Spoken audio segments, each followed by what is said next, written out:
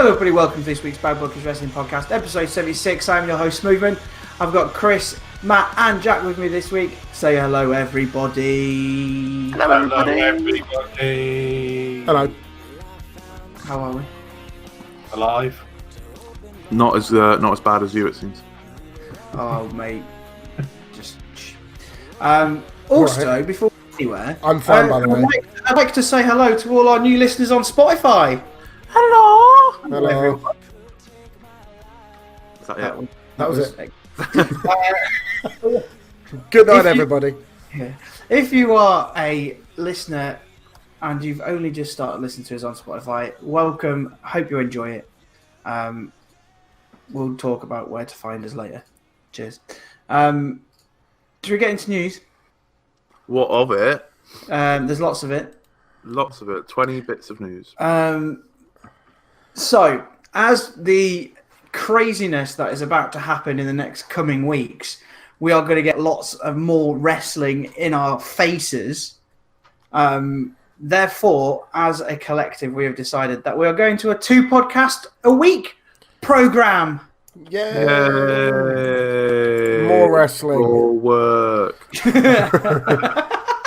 Bearing in mind I struggled to show up for one, this is going to be great. Yeah, this is going to be quality. More SMOOTHMAN. Just SMOOTHMAN all the time. 24/7 SMOOTHMAN. That's what we get from now on. That sounds splendid. Unconfirmed days at the moment of when those are going to be out. But keep an eye on our Twitter at BBWP to keep up to date. Or make sure you've got notifications on, so when it gets into your sound, whatever, podcast place, good. I teach computer science. Oh, for goodness sake. Hey, we don't do this. Why didn't you? We've plugged half of the stuff. You might as well plug everything else now.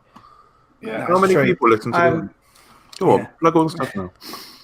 So make sure you have notifications on Spotify, iTunes, on the YouTube, Bad Bookers Wrestling Podcast, on Twitter at BadBookersWP, and make sure you go to the website www. Anyone listen to podcasts on SoundCloud? I don't know. We get 15-20 on there, apparently. If you listen on SoundCloud, make sure you subscribe and notifications on there as well. Sound. Cloud. Brilliant. And in other main news, Chris loves Dynamite. Dynamite! It's been confirmed that AEW's weekly show is called Dynamite. And Chris thought it was important that we should confirm it, even though we've been talking about it for weeks. And because SMOOTHMAN's bad at his job, if you do want to support the podcast, we do have a Patreon as well. I forget. And it's also sponsored by Powerslam TV. Oh, anything else that I've forgotten? I'm doing fine, by the way. Thanks for asking.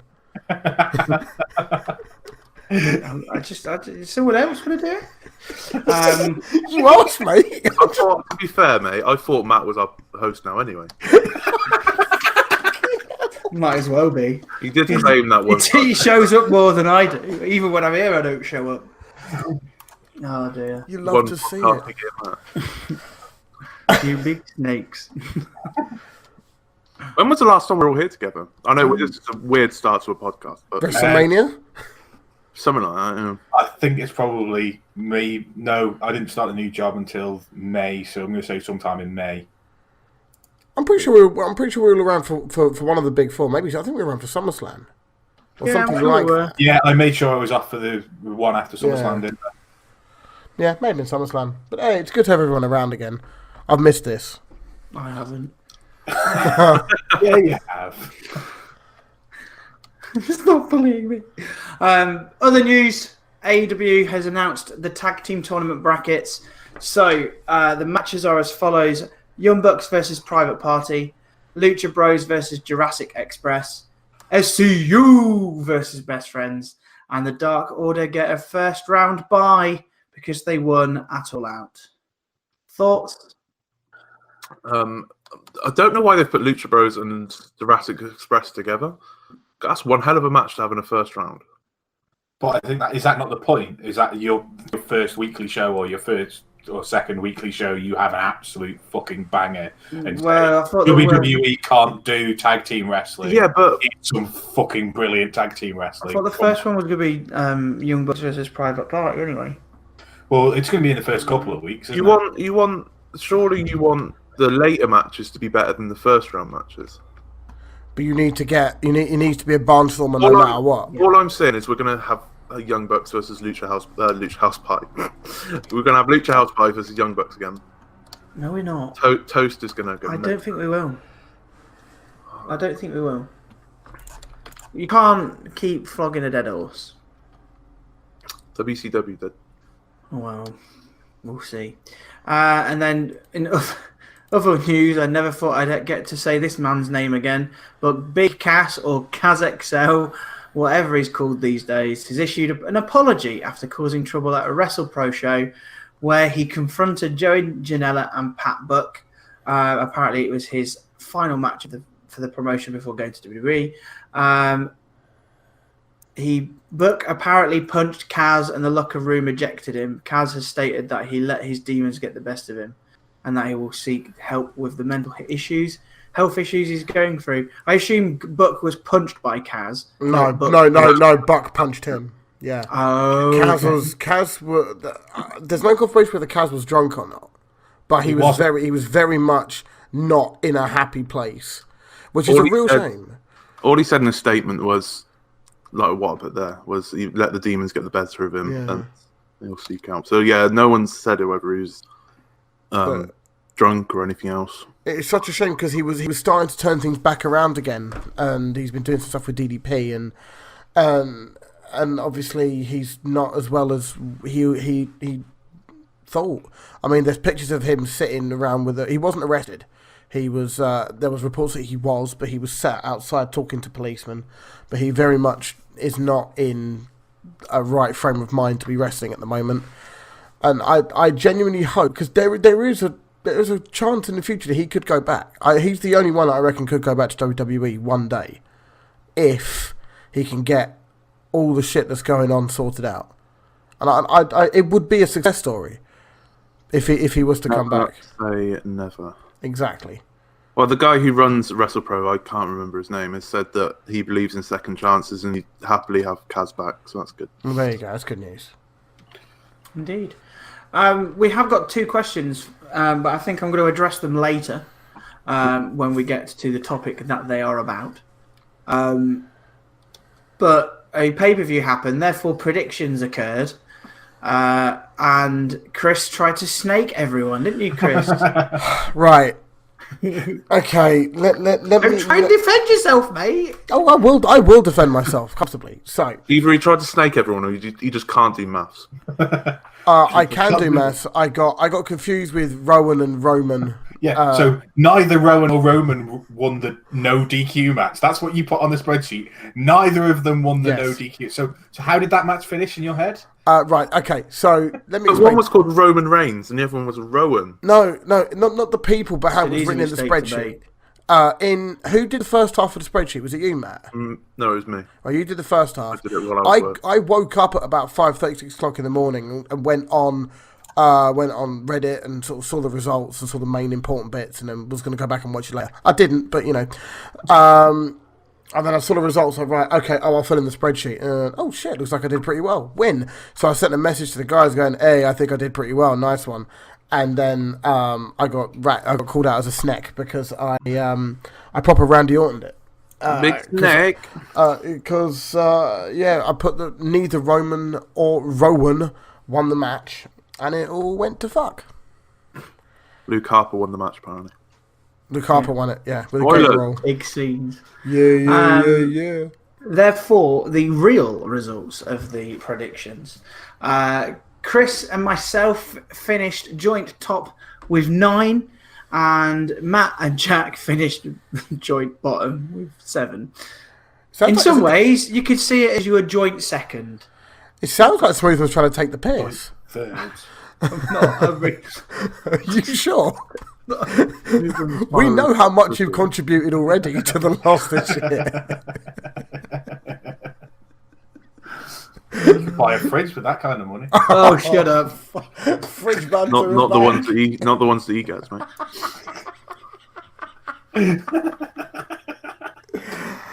I'm so sorry. Oh no!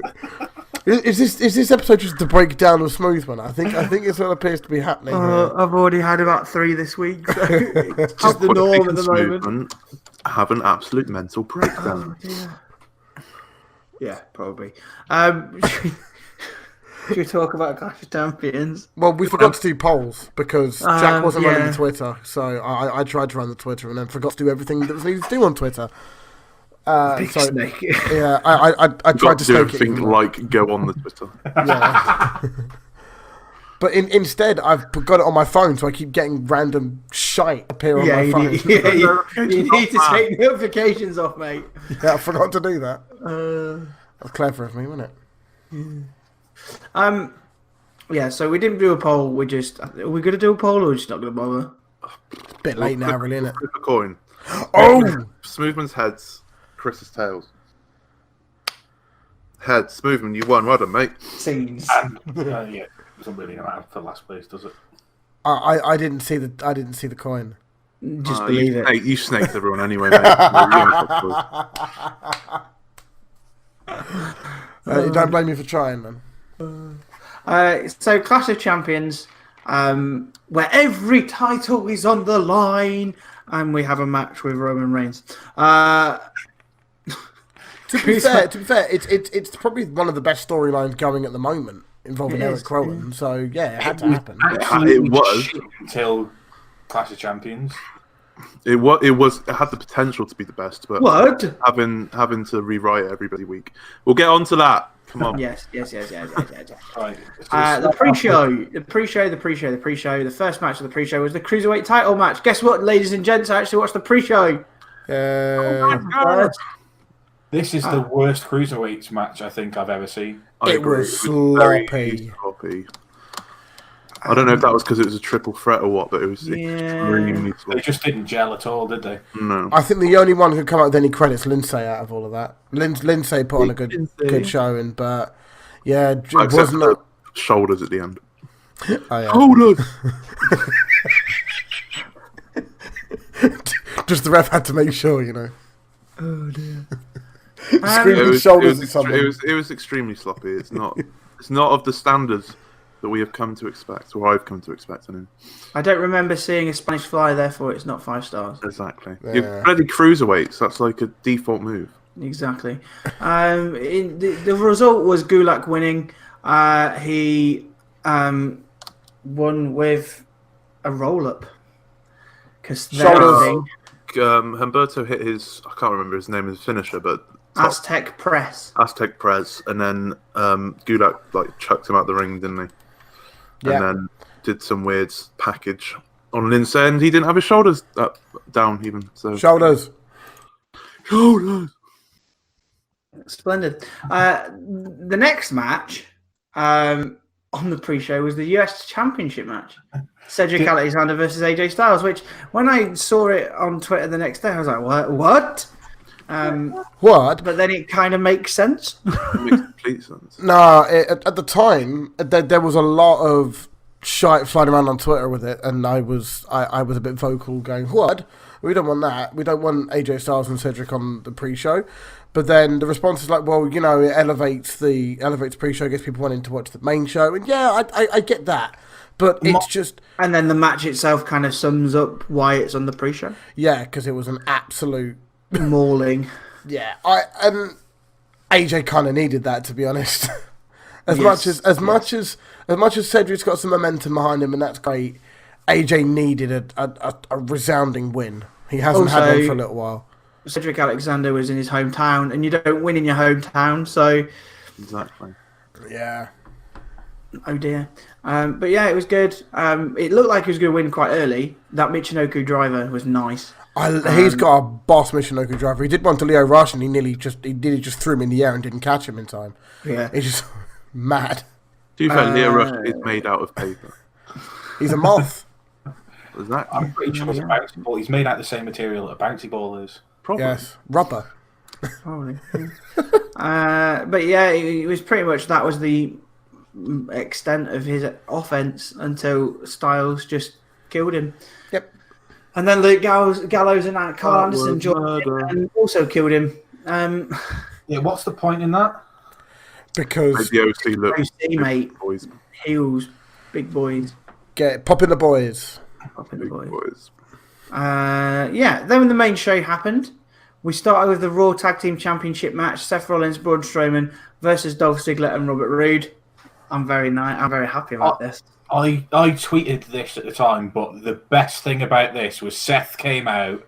There was a big scream of "burn it down," followed by 50% boos and 50% cheers because people are fed up of Seth already. And bearing in mind, he's only had the title back 6 weeks. Yeah, it's Something like that. yeah. He's not helped himself. I think. No. He's not helped himself at all, and he's just not a good babyface. No, not really. Just Just too many heels. I'm His honored to believe. character is, hey, look, I'm good at wrestling. Lol. Chin. Unfortunately, No, there's hang on. The person who's really good at wrestling and keeps telling everybody at the moment is Kenny Omega. So To be fair, Steph's had his fair share of telling everyone his meant. To be fair, if you are good, I think you're allowed to say how good you are. Yeah, and if you're like paid millions and millions of dollars a year as a champion of one of the biggest wrestling brand in the world, you have the right to declare that you're pretty good. Am I right in thinking that Ziggler and Rude won this clean? Yeah. It was a clean win. Yeah, I thought it was. yeah, it was because Strowman pretty much knocked out. Unintentionally battered Seth. Yeah, he smashed Seth, didn't he? And then they He did what? attacked. Smash that. So, yeah. At least it was past the watershed. Jeez.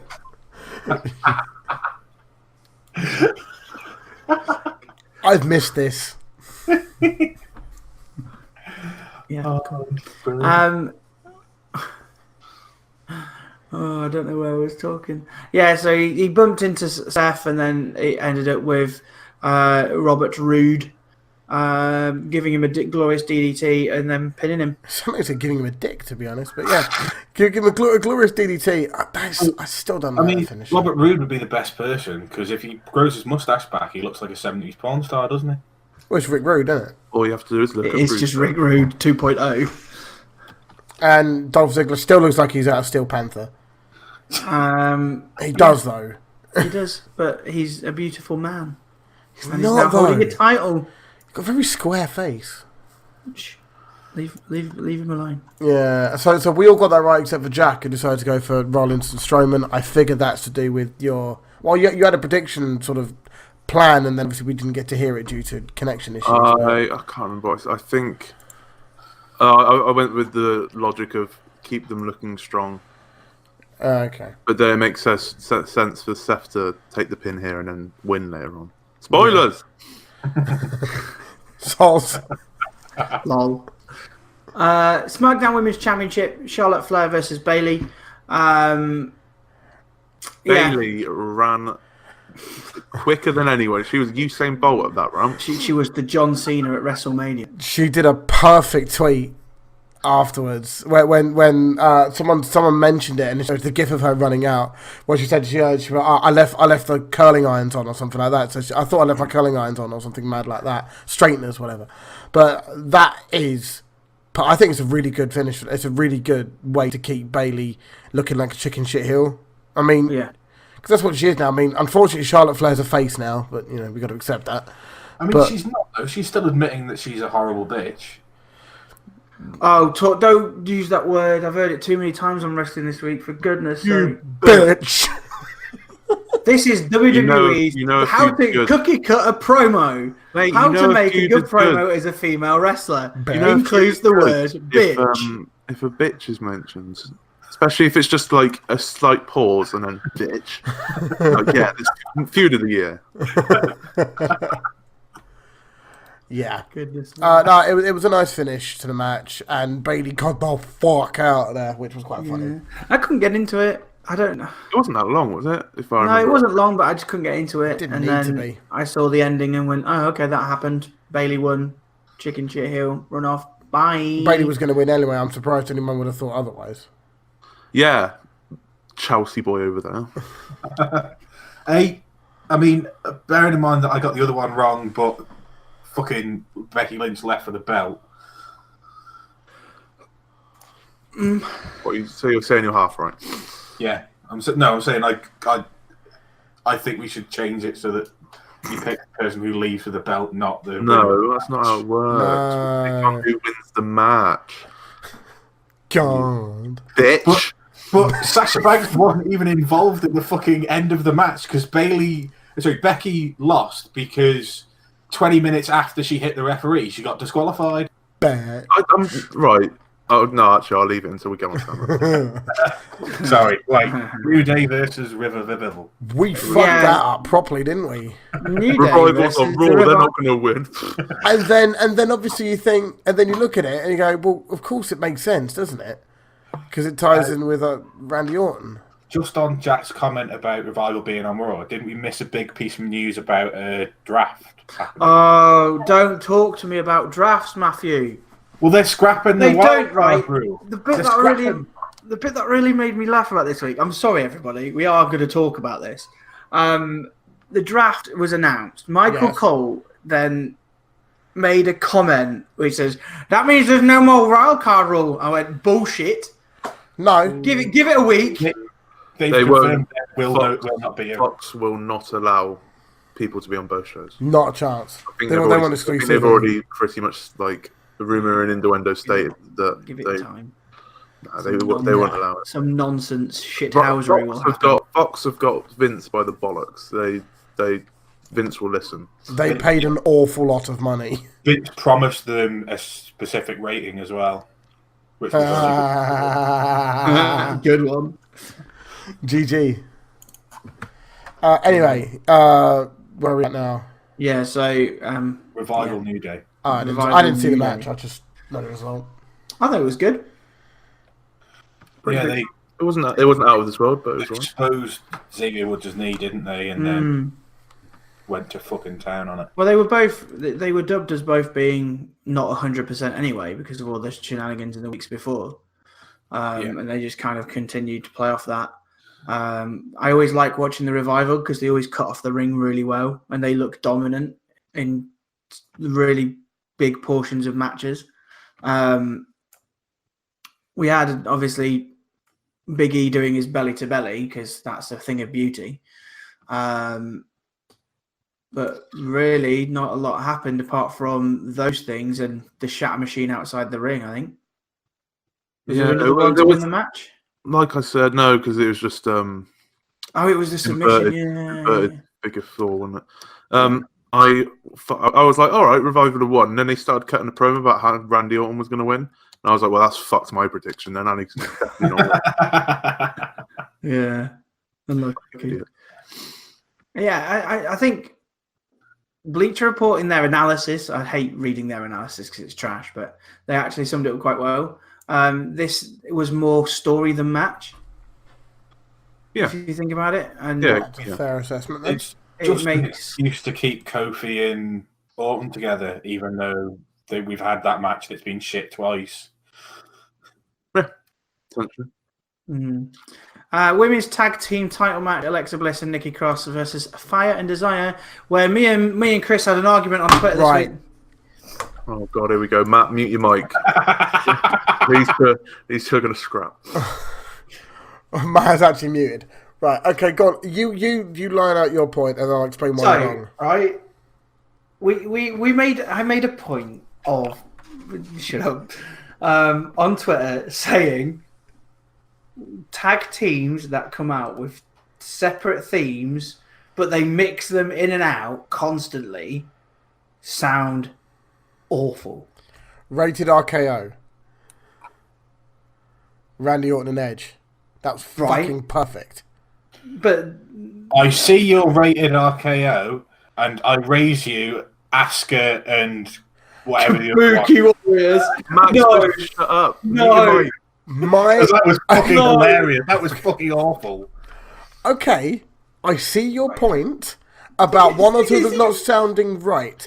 But I offered you an alternative. Okay, either create a tag team theme song for the pair of them to come out together to, not necessarily, or was it you wanted them to come out separately? So Asuka comes out and then Kairi Sane comes out to separate music, but that takes fucking hours. Yeah, I but think no. Smooth- I think Smoothman The said Kabuki that, Warriors is completely different. I think Right. Smoothman said that he wanted one person entrance for both of them, didn't he? Yeah. Yeah, and that's yeah. fucking stupid. So Okay. who Why? should it be? No, because that's how it's always been done for millennia. Has it really? Thing is, right? Have The you never Kabuki played a Warriors. WWE game. What? Yes. Every WWE game, if you pick two separate wrestlers who aren't in a tag team, they come out to the first person's music. They together. did that in the Attitude Era. Yeah, I'm telling you now. That's what happened until about 2010. Because And they then they just found randomly Mick. started playing both of their music and they come out separately. And sometimes one of them gets to the ring and then they play the other ones. And then you've got the Sasha Banks Bailey one where Sasha Banks' music comes on and then Bailey's music comes That on. is all the way fun. around, I'm fine with that. and then they walk down. Alexa and Nikki Cross do that because it's Nikki Cross's craziness at the beginning and then it goes into Alexa's, but she stands on the top of the ramp, which is fine. That's what the Which bar is fine, did. right? Yeah. Kabuki Warriors is a completely different kettle of fish because their entrance music should be a brand new one, which is heritage to Japan, obviously. Like, Not somebody with two CD players go and play, pause, then play out the other one, and then like- pause and then play. the best thing that I can imagine this is like is someone getting virtual DJ for free and then mixing them together. I just that Jack was literally eating popcorn while watching that. I mean, it was chips. But, I'm just here watching everyone scrap it out. I mean, The Fire and Desire one made me really angry because instead of going, "Oh, Mandy," it went Fire and Desire, and then it started it started Sonia's music, and then Mandy's music. I was like, "Well, what is going I on?" actually didn't mind Fire and Desire's one because I thought it actually flowed quite well. if it flows, i.e. there's got same sort of BPM, then fine. But if think it yeah, did, though. if it, I mean, the Kabuki Warriors one was terrible. I'll that I can't defend that. That's shite. It's like defending a turd. Yeah, yeah. I'm gonna have to concede. I think. Yeah, I'm willing to concede Absolute limbs. within reason. I just want better music for wrestlers. Should we talk about the match then? No Yeah. shit. The match was probably as trashy as the theme entrances. Wasn't it so boring they decided to put the 24/7 title bit in the middle of it? Oh yeah, Yeah, I forgot that happened. Yeah. Yeah. And Alexa Bliss nearly won it. Oh, imagine the scenes. It'd have been funny. I'd have liked that. But yeah, the match was a bit meh. Tepid. I also don't understand why Alexa Bliss is a face but dressed up as a villain from Oh, she always does. She always dresses up as. But she wasn't a villain. No, because when last time she was a face, she was Buzz Lightyear. He's not a villain. Have you not seen him? I nearly said. Depends on your outlook on life, mate. Buzz Lightyear is definitely a massive nonce. Well, Well, there's a podcast title for you, ladies and gentlemen. I nearly said that Alexa Bliss dressed up as Harley Race, which would have been quite awkward. Oh, Harley Quinn, you meant to say. Yeah. I know Harley Race with that hair. and I suppose actually Harley Quinn becomes a good guy later on after she's a bad guy. So, I mean, you can just about get away with it. You've invalidated your own argument, like I do most weeks. Well done. Yeah. I do that all the fucking time anyway. So. Well done. Matt lost an argument with himself. Welcome to my world, mate. I think that's called a first in Matt's world. That's the first time I've ever been wrong. Yeah. Yeah. You're wrong to yourself. Fuck. The only time I ever lose arguments, it's with myself. Fuck me. This is just ridiculous. In the Continental Championship match, The Miz versus Shinsuke Nakamura. We had Sami Zayn still managing, and Oh, Alexa Bliss and Nikki Cross won, by the way. no one dares, mate. Yeah. So Shinsuke Nakamura, Sami Zayn came out and talked throughout the whole match. Not the whole match. It felt like it. Oh no, his mic was cut off. That was it. That was the best part because he was starting to make me feel like he was Leo Rush, and I just wanted him to die rather than be annoyed at him. And then they cut his mic off, and he started like pointing at his mic and throwing it on the floor, and I actually quite enjoyed that. Yeah. I reckon Vince McMahon was like, "Nah, this is terrible." This is trash. Let's just send him to NXT. Please do. I watched Yeah. Takeover Brooklyn for that Banks Bliss match and Banks Bailey match, and then watched the subsequent match and some other stuff as well. Have you actually seen Zayn and Nakamura yet? No, that's one of the ones I haven't got round to yet, but I will do. Please watch it. Please. It's on the bottom of his to-do list because it involves Nakamura. No, I'm fine. Like, I'll watch Nakamura in NXT because he's probably all right in NXT, but he's been shit since he hit the main roster, and you can't change my opinion on that. That's because you win, obviously. He's right though. He has been shit since going to the main roster because it's been poor booking. So yeah, wrestling. So yeah, it happened. Shinsuke Nax won. Shinsuke won. I don't really remember much about the match, so therefore it was a case of fuck the Miz. Yeah. Yep. I don't think we'll see the Miz for a while, to be honest. I think he'll have a bit of a break. You think? I think he needs a bit of a break. If I'm being, I think he needs a bit of time away. He needs a bit more of he needs to be a heel. He's not a face. He can't be a face. The man got done over by being involved with Shane McMahon. I say that much. Yes. He hasn't really recovered. He's a career vacuum, isn't he? Mm. Yes, he is. Then we had the Raw Women's Championship match. I've lost my tab. There we go. Becky Lynch and Sasha Banks. Yes. I enjoyed it. Yeah, I enjoyed the storyline intertwined with it. I think the finish. The bloody finish. Fucking trash. Do WWE not have medical teams? That referee was dead for at least 20 minutes. No one checked on him. Was it an arm bump? I think I tweeted about this, didn't I? What did I tweet? I think I went crazy and just said, because a referee came out and then declared the match was a disqualification for attacking the ref. And I was like, well, that referee's still on the floor. So if you were going by this logic, every match where someone's knocked out a ref and there's a disqualification that referee doesn't see, a referee in the back could cause a disqualification in the match if they're watching it. But it wasn't even a referee. It was Michael Cole called that there'd been a disqualification. She'd been disqualified for that. There was no other referee. Not until they brawled back into the ring 15 minutes later. Oh, I've just no idea what happened. It's just fucking stupid. Like, either she hits the referee, ring the bell, and then they can go and fucking murder each other around the thing, or don't do a disqualification there and have that referee come to as she's hitting her with a chair or doing an armbar underneath the chair. Just stupid. Shoddy WWE. Rumour has it the ref's still in the ring. Dead. Which ref was it? They just was sweeped it him Mr. Cone? No, it wasn't Cone. It was Uriah Rennie. It was the Mike Dean. one. I don't know his name. The one that refed the WrestleMania main event. The one who got done over with that. Kyoto? Not Kyoto. He looks like a relatively young ref. He got buried, literally. Oh yes. I don't know. I know who you mean. I don't know his name. In the lead up to the match, into He's the no match, Charles Robertson. That's all I care for. Ain't the little Nate. Yeah. In the lead up though, what do we think to the match before the shenanigans happened? Say that again. Was that English? Yeah. So he's saying before the disqualification, what was the match like? Oh, I thought it was a really good match. I really enjoyed it. They just knocked 7 shades of shit out of each other. I'm fine with that. I actually think from what we've seen on the I think it was the Raw before and the SmackDown after, that Sasha Banks is better against Charlotte Flair and Bayley is better against Becky Lynch than this particular set of combinations.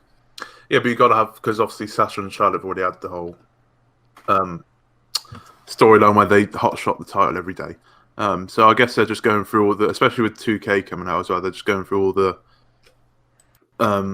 combinations of 4 horsewomen they can have. Do we think they're really pushing this 4 horsewoman thing because that's going to be part of the story for the campaign on? Yeah, it'd be the showcase. 100%, because they're still talking, because they talk about it quite a lot and they reference it regularly, so it's going to lead to something. Maybe it's Survivor Series. It could well be Survivor Series where they lead it to. I don't know. maybe. But yeah, Wait a they minute. always have a. Just have a thought. If they're going to have genuinely exclusive brands now, Yeah. how are they going to do their build-ups for Survivor Series? Is it all just be social media based? Or just invade Raw like they used to. Yeah, but that goes against what Fox want, isn't it? Surely not. I think But an it isn't invasion invasion. is all right. It's just the whole wild card. My Yeah. guy can be on Raw every week. That's what was pissing them off. I think 1 or 2 invasions in the lead up to a pay-per-view might be all right. And it's only going to be once a year, isn't it? Right. Yeah. And also, And I you kind of think you it's think been Fox done would now. want to see it because it's then going, oi, Raw is inferior. Come over to us. See you on Friday, like. We've got Shane McMahon. Look, yeah, Not for much longer. yes, Spoilers. sweaty man. Yes. Oh, yes. WWE champ. So disqualification happened. Banks won via disqualification. WWE Championship match: Kofi Kingston versus Randy Orton because he's stupid. Yeah, he went for the punt. It was coming. I'm not going to talk about this match. It was terrible. It was fucking awful. Please. I read on Twitter because I was fleeting in and out because I was literally doing work when I was watching the whole of the pay-per-view. This match, apparently on Twitter, people saying it went on for way too long. Yeah, so you had AJ Styles versus Cedric Alexander, where they managed to squish about 15 minutes worth of entertainment into a 6-minute match. And then you had Kofi Kingston versus Randy Orton, where you took 3 minutes of entertainment and spread it out over 27 minutes. 27 minutes. It was something. It was over 25 minutes, I believe. Bloody hell. 25 minutes of Randy Orton methodical rest holds. Was it? Oh, It was a proper Randy Orton match. it was a Randy. I'm not really in this feud anymore, so I'm just gonna ride it out sort of match. Like Orton has gone from being somebody who didn't really do the storytelling but was quite good in matches when he was younger to somebody who only does the storytelling and is fucking dreadful in matches now. Yeah. He is methodical, quotation marks. Has got a place, but when it's every single fucking match, like, fuck off. At this point, stop him doing single stuff and just have him in multi-man matches. Put him with the Revival full time, and just have him doing super RKOs or whatever they're calling that now. They called it the RKO Killer or something this week, didn't they? But, RKO machine. RKO machine, that was it. But yeah, they like at this point just having in that because in multi-man tag matches where he can't do any of his boring shit, the RKO gets a pop. But I mean, it took him about 35 seconds to drag Kofi in from the outside to do his fucking draping DDT. Oh, it's just you just piss off, mate. Matt's calling you out, RKO man. Yeah, come on, RKO, man. No disqualification match was next. Kofi won, by the way. No disqualification match: Roman Reigns versus Eric Rowan. There's only one thing to talk about here. Luke Harper's back. Luke They're Yeah. using Luke Bloody Harper. Luke Harper returned to help Rowan. A massive pop as well. He did get a big pop Look at it. because he's actually well liked. But it was such a loud pop that he managed to hop the barrier and run and kick Roman in the head before anybody realised who it was. Exactly. That's how you do returns, my friend. There isn't anything half annoying when the camera's not set on the guy in the crowd and everyone's going mental and you're there like, brilliant, I don't know what's going on. Kevin Dunn, take your teeth out of your face. Take your teeth out of your face. Yeah, it was the match was just going to be two big men just wrestling around arenas and throwing chairs and That crane. thing as well, Pendersticks. whatever that thing was.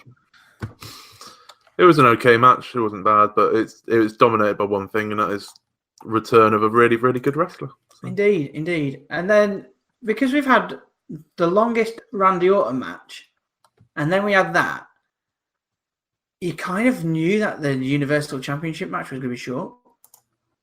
Yeah, Well, I did. Well, I Strowman did probably because was I knew how long was left because I watched it the day after. But I suppose if you're watching it live, you kind of go, well, Yeah, but Braun Strowman's not doing more than 10 minutes, is he? no.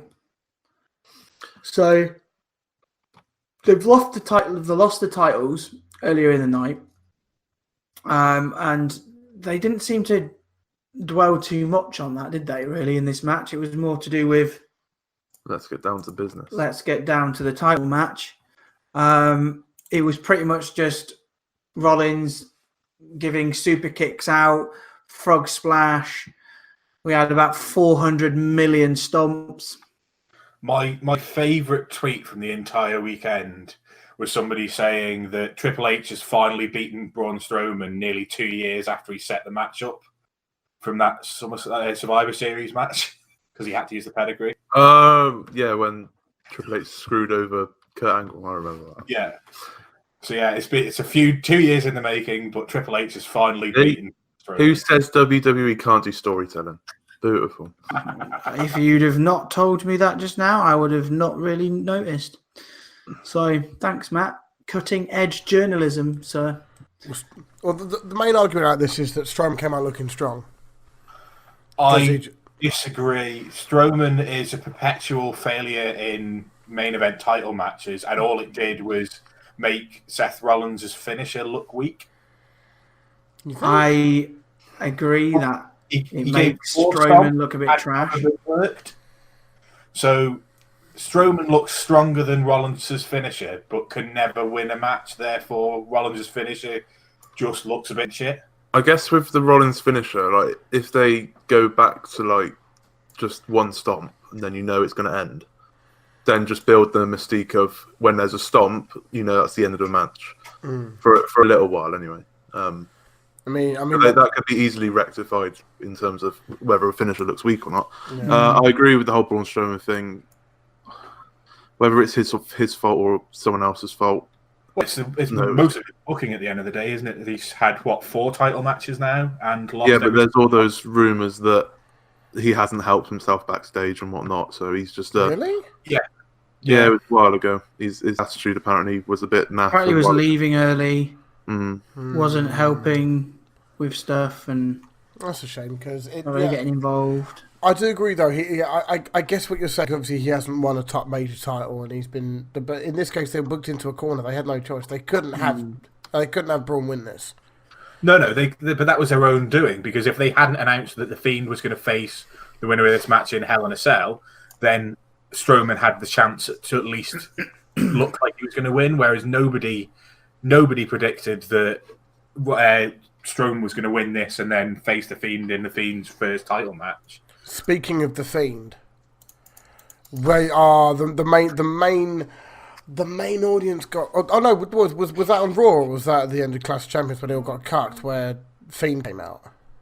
He came out both. Both. Because of course you had the image of Seth just being held up by his hair when he's about to do the mandible claw on him, and that was So it was that was good.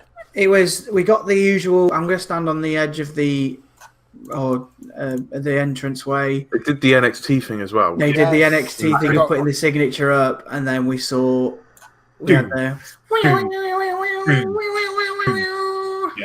They all got cucked. Is basically what happened there. He then was in the Sister Abigail pose. Was Sister Abigail there and then Mandible Claw, and the camera work was impeccable because it was just literally let's zoom in and out of Bray Wyatt's face to make it look even more scary. Because to be quite honest, I thought it was creepy as shit.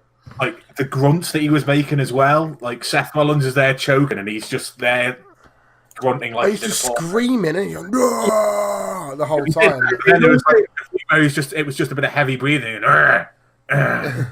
Bits as well where he's laughing, like not the laughing noise that they play, but he's actually laughing. He's like, like a proper cackle. All sorts of fucking weird noises. It was great. I friggin' love him. I'll put it this way: my kids couldn't watch that. They would be fucking terrified if they saw. Why do you think at this Halloween I'm going to go out dressed as the Fiend? We literally had this discussion last week, didn't we? We literally had this talk. I'm sure. No, we did it on the DMs because I said I'm just going to go and scare some children. Yeah, because that's not creepy as a teacher at all. No, I might just turn It's up. to work. Halloween. You can get away with it. I'll turn up at Halloween because I think it's actually when I'm at work, and I'll just turn up in full Bray Wyatt attire. As you Sister Abigail, a 14-year-old. Detention! No! Mandible claw! Oh, But yeah, dear. it was very good. Can we leave that in? Yeah, it's fine. Because I didn't What? say what I was thinking, it's fine. What did you say? He said, can we leave it in? You didn't say anything that's going to get you in trouble. No. Neither did I. No one listens anyway. Not anyone from work. They only watch the videos that I'm in, so It's Walter! pretty much. Did they see you get assaulted at New Yeah. Have they seen that? Brilliant. So it was like last week. One of them said, one of them said, "I saw your YouTube channel," and I have to keep reminding them that it's not mine. So I'm like, "It's not my channel, but you're on it." Yes, but it's not my channel. I don't run it. Blah blah blah. That normally takes 20 minutes of the conversation because they don't understand. And then one of them, Did you say it's run by my Bay Jack? yeah, no. Then No, I'm fuming. livid. Scenes. And then all of a sudden, that same day, he was like, "Oh yeah, it was. I watched your video. It was quite good." I was like, "Oh, thanks." And then 2 days later, he said, "Oh, how's your chest?" And I went, What "What?" was your chest? I went, "What?" And he went, "How's your chest?" I was like, "What do you mean?" He's like, "Well, after you got destroyed," and I was like, "You were slapped, weren't you?" I was like, "Oh." After Mr. Chapman. Why did Mr. Chapman... violated. Please tell me they referred to him as Mr. Chapman. Why did Yeah, Mr. they Chapman did. hit you? Yes! Yeah, they did. Yeah. Brilliant. I love that. Why did Mr. Chapman hit you? Oh, don't worry. I lost predictions. What It's did a Mr. wrestling Chapman move. I do? then swerved it and then just said, "Well, I've just done lesson 1 of wrestle training, so I'm all good." Nah. They didn't believe me. No, of course they didn't. No.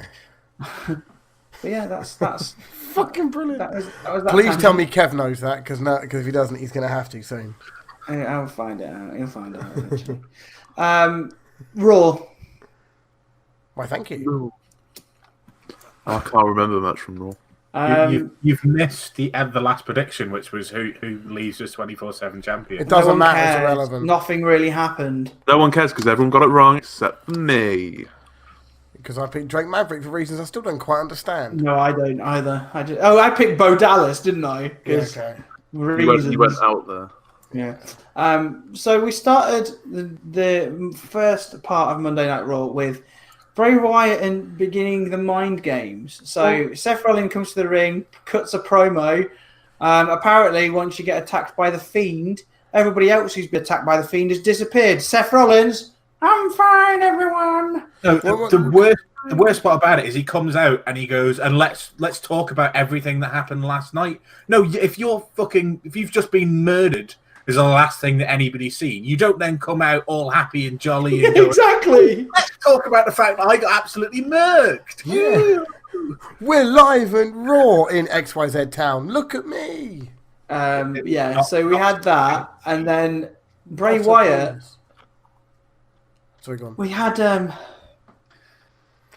had a Firefly. Pretty much most of Raw was a Firefly Funhouse episode. Yes.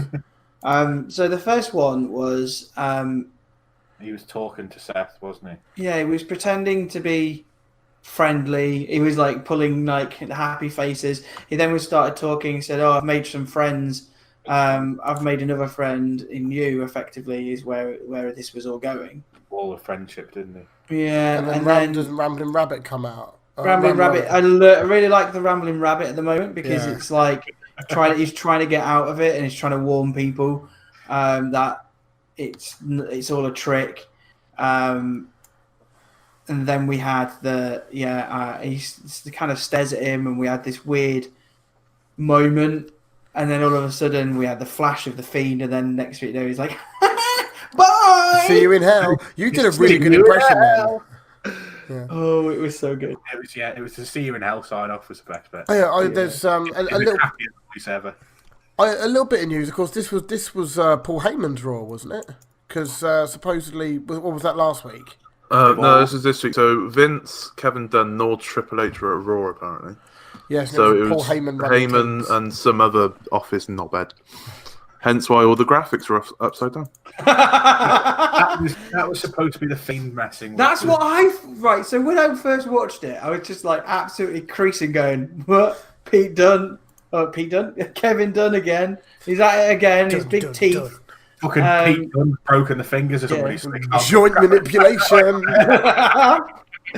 But then it was like, and then I kind of, because I was watching with Alice, and I kind of said, "Oh, actually, is this because of the Fiend?" Well, Renee Young said that, didn't she? I think she was trying to diffuse the situation, to be quite honest. But see, I think that's actually a really good idea. Is having Firefly Funhouse interject and fuck with the program. Yeah, it is. I think it's a great idea. I think they're going to do it now. Yeah. They've got to now. They've already done it once. So like, fuck, how do we redeem this?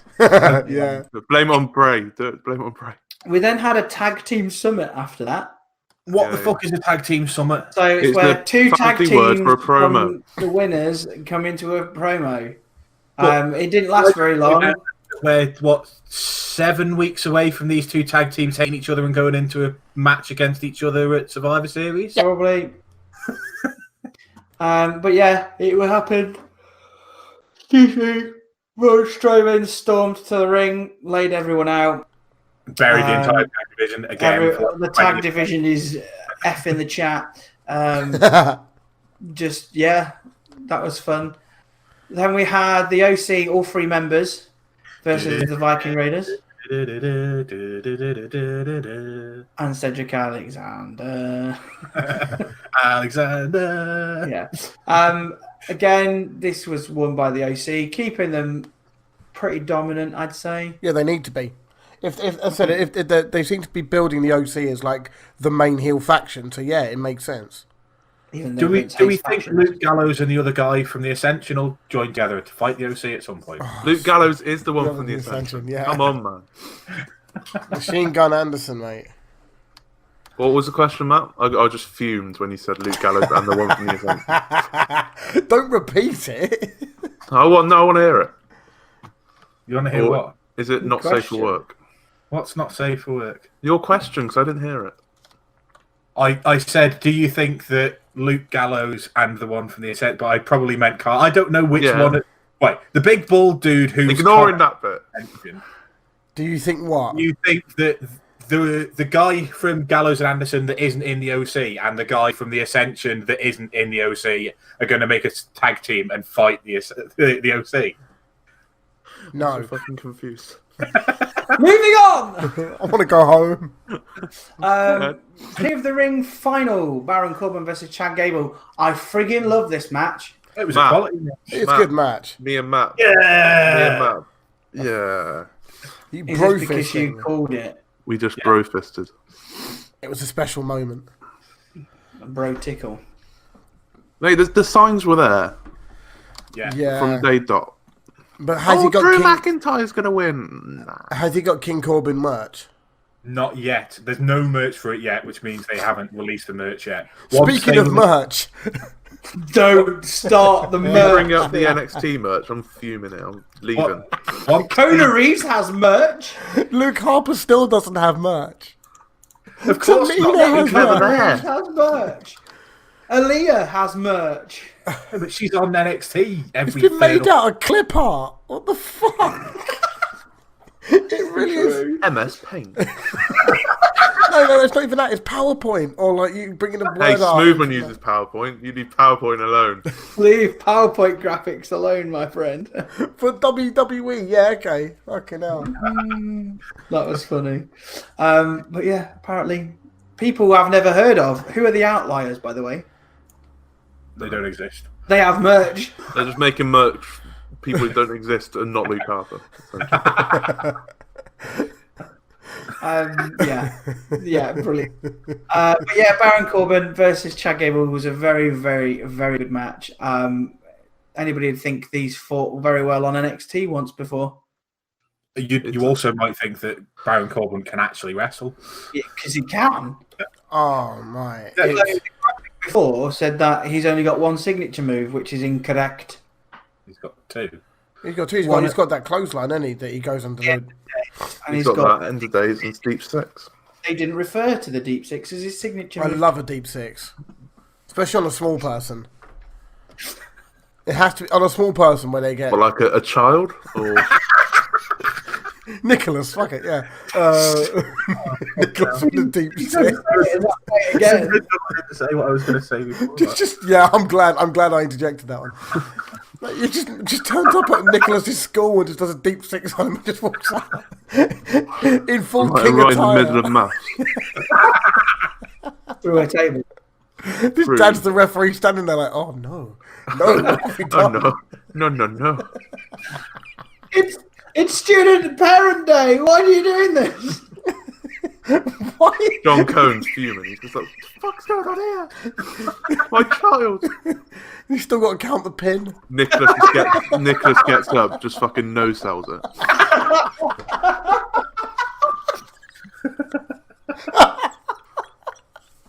done. What the fuck is happening? Fantasy booking, mate. Welcome to the bad bookers. The name is Nicholas just hit This is basically main event worthy. This is. Nicholas hit a Spanish fly afterwards. Oh, dude. They get some no-sells end of days as well. They're just The 24/7 title as well. Are we giving Nicholas? No, I don't know if R-Truth's allowed in schools, to be fair, mate. Oh, for fuck's sake. Is this something that I'm a story I'm unaware of, or are you just? We're just gonna keep going with that, are we? Okay, right. Yeah. Fucking hell! Oh god! Do you want to do Darry's question? Darry did a question. So, Baron Corbin wins the King of the Ring tournament. Darry's question. Shout out to our matey, Darry Lips. Will King Corbin be a King Sheamus-esque or King Austin-esque? King Austin. He's the only real credible heel that they've got on Raw. I mean, I'm gonna liken him to Bret Hart because he's the best wrestler in the company at the moment. Whoa. He's That's... the best ever. It's because he's not wearing the waistcoat anymore. That's what it is. Restricts it. Oh god! Keep all his goodness in. Oh dear. I don't really know. I kind of want him to. He's too good for it to be bad. I want him to do it and make it his own. It's the first time it's been for a few years, so they're going to put some. They put all that mileage into it, so it can't all be for nothing. It's not going to be like the Andre the Battle Royal, yeah, Andre the Giant Battle Royale thing, which he won, and Cesaro won and it led to nowhere. Leads to nowhere. No, the thing that we forgot to talk about on, was it on Clash of Champions? We had Booker T with his crown and cape on. Fucking hell! Street Profits. Like the Street Profits now, and Booker T just needs to fuck off, and he's coming back as well. He's coming back. King Booker.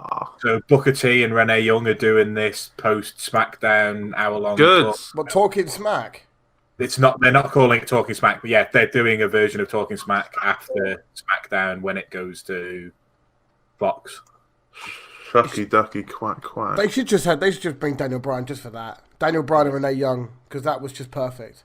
That was a perfect team. I mean, Daniel Bryan's a little bit busy wrestling, or just getting destroyed by Rowan at the minute. So that's true. Talk of the Street Profits. This is going to infuriate the hell out of me, and I don't want to talk about it. I'm gonna have to, because I want to get angry. Angry.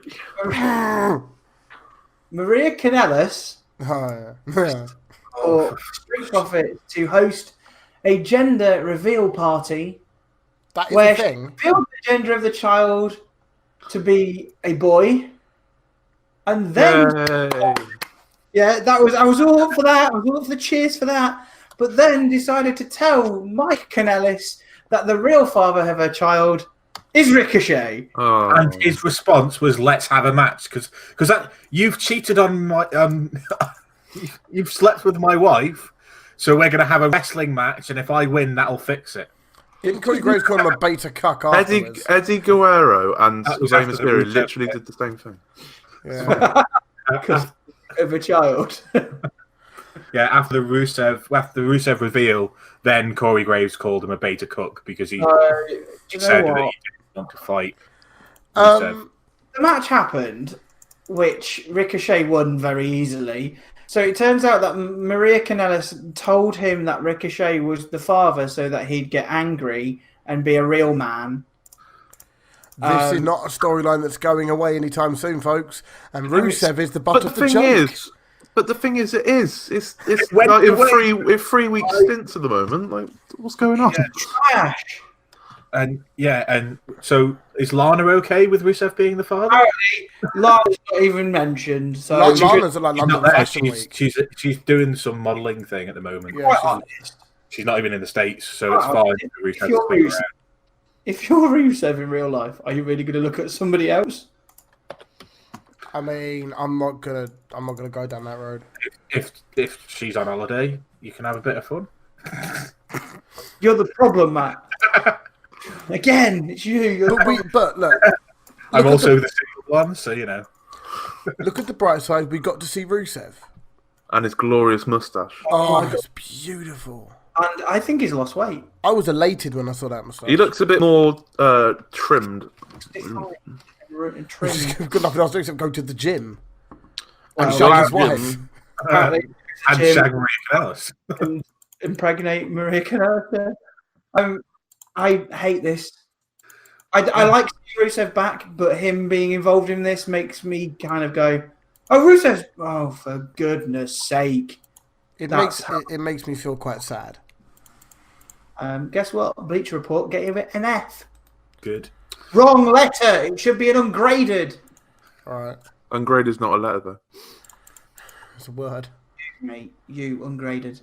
Shut your face. We had 24/7 shenanigans throughout the night. So because we're in Knoxville, Tennessee, I love this. Glenn Jacobs, also known as Kane, was around. You mentioned on Twitter to the guys in the DMs that literally Carmella's corpsing every time she's talking to R-Truth. Carmella's just living her best life, I think. Yeah. She's fucking loving it. So they were having a look around the stadium, a look at the champions and championship team and whatever, college sports, know nothing about.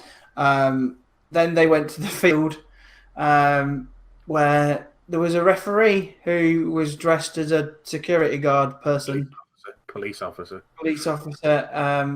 And then Glenn Jacobs rolled him up and pinned him. Well, he didn't roll him up. He walked into a post. Yeah. So Which is cushioned. So the police officer took his top off to reveal a referee's shirt. So R-Truth turned around, ran away, was looking where he was going, but still managed to run to the football post. Because it's truth.